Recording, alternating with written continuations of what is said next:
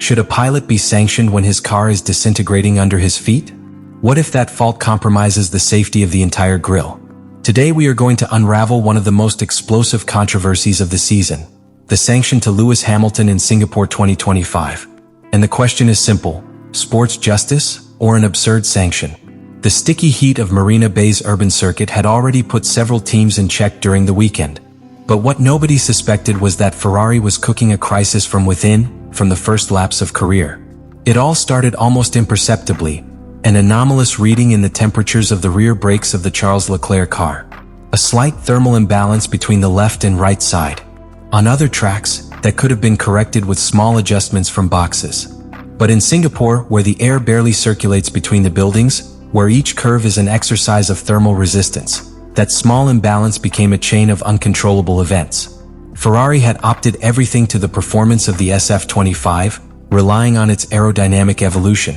However, that same evolution brought a critical failure, a brake duct design unable to extract enough heat in low-speed circuits. It is a problem that crawls from previous generations of the Italian car.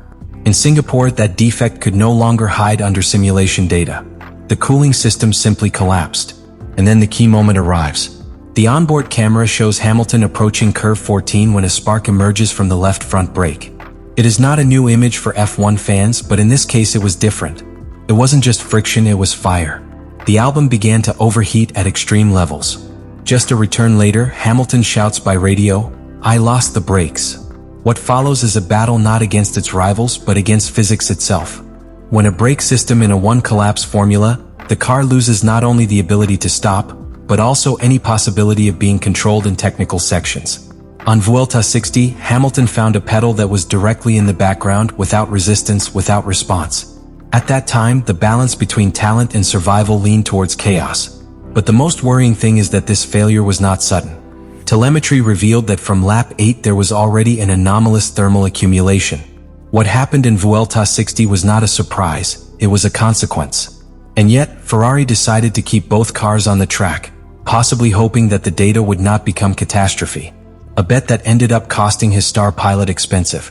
In parallel, Hamilton's car began to exhibit physical signals of collapse. Smoke, inconsistent braking, loss of frontal aerodynamic load. The left front brake worked at more than 1,200 degrees Celsius.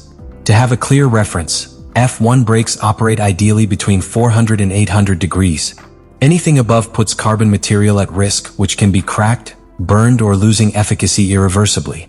All this happened while Hamilton struggled to keep his line, dodging centimeters walls, in one of the narrowest and most demanding paths of the calendar.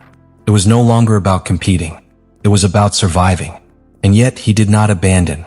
He did not ask to remove the car. He tried to take it to the finish line with a mixture of courage, experience, and determination that he remembers why he remains an iconic figure of this sport. Under normal conditions, a team orders to remove the car in such a situation. But here the pressure was another. Ferrari needed points. Hamilton had a podium within reach. And the pilot, despite not being able to stop, decided to stay. What happened later, with track and penalty outings, was a direct consequence of a decision that put not only the position, but its physical integrity. This was not a simple brake failure.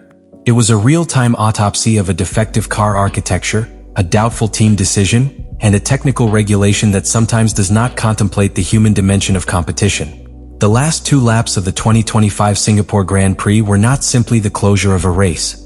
They were the scenario of a moral dilemma, a deep crack between what the regulation dictates and what imposes the logic of track survival. In that short period, Lewis Hamilton committed what, in any other circumstance, would be flagrant violations to the regulation. But this time he did it with a car that had stopped responding to the most basic orders. The FIA, however, saw only the facts, not the context. The sequence begins in Tour 60. Hamilton's car was already practically a projectile without control. In Curve 2, one of the most critical sectors of the layout, the Ferrari pilot fails to stop in time and cuts the track, reincorporating by the exhaust route designated by the FIA. So far, the action can be considered within the reasonable, given the state of the car. But in Curve 16, the situation is aggravated exponentially. Without being able to stop the car, Hamilton is completely out of the path, crosses the white line on the outside and re-enters a maneuver that, under any technical parameter, is a clear infraction. What differentiates this case from any other violation is the cause, a structural failure of brakes. It was not a strategic decision, it was not a cutting maneuver to gain time. It was a desperate action. And this is where sports regulations and ethics enter into frontal collision. Article 33.3 of the FIA sports regulation is clear. Pilots must make all reasonable efforts to use the track at all times and cannot leave the track without a justifiable reason. In theory, that justifiable reason applies when there is extreme rain, accidents, obstructions. But when the car loses the brakes, is that justifiable, or is it assumed that the pilot should have abandoned for security? During the post-carrier audience, Hamilton didn't try to hide anything. It was direct. I left track several times because I couldn't stop the car. It wasn't a matter of choice. Telemetry confirmed it. SF-25 number 44 had an almost total fall in the hydraulic pressure of the front brake circuit. The pedal went to the bottom without offering resistance, and the loss of speed was almost exclusive motor brake and aerodynamic resistance of the car. From the technical point of view, Hamilton was not running. I was trying to control a catastrophe in motion. The FIA, however, immediately activated the automatic review process by registering multiple consecutive track exits. This system works objectively without considering causes, only quantity and location of the cuts. Frame was analyzed by Hamilton's journey in turns 60 and 61. 3 clear infractions. Curve 2 cut, total output in curve 16, and partial use of the exhaust in curve 17. The verdict was a penalty of 5-second post-carrier. And although at the statistical level it did not radically modify its Hamilton position, ended just 4/10 ahead of Alonso and fell behind after the sanction, the impact was deeper, a precedent that marks a diffuse line between the legal and reasonable. Here a fundamental question arises for the followers and analysts of this sport. Should a pilot be penalized for not controlling a damaged car, even if his intention was never to get advantage? Or should the regulation be applied strictly and uniformly without exceptions? The FIA defended its position, arguing that, in its interpretation, the pilot must have entered the boxes or removed the car when detecting the fault. But this ignores the logic of competition. Hamilton led with a solid advantage. Retiring 2 laps from the end would be condemned without even trying to save the result. In addition, he never received a clear instruction from the team to leave. Ferrari, aware of the problem, decided to continue. Why then the pilot is sanctioned individually?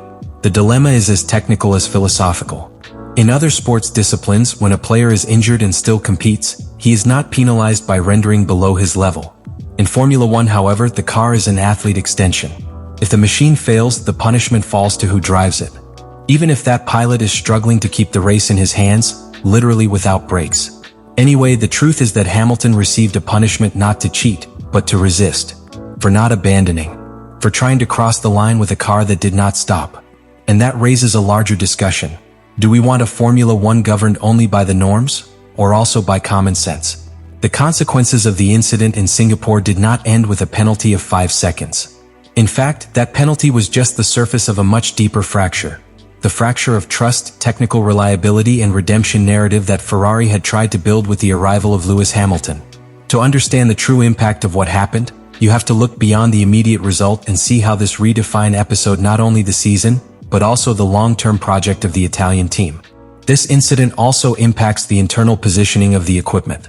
Because while Hamilton was penalized for trying to save the car, Ferrari as an organization assumed any responsibility.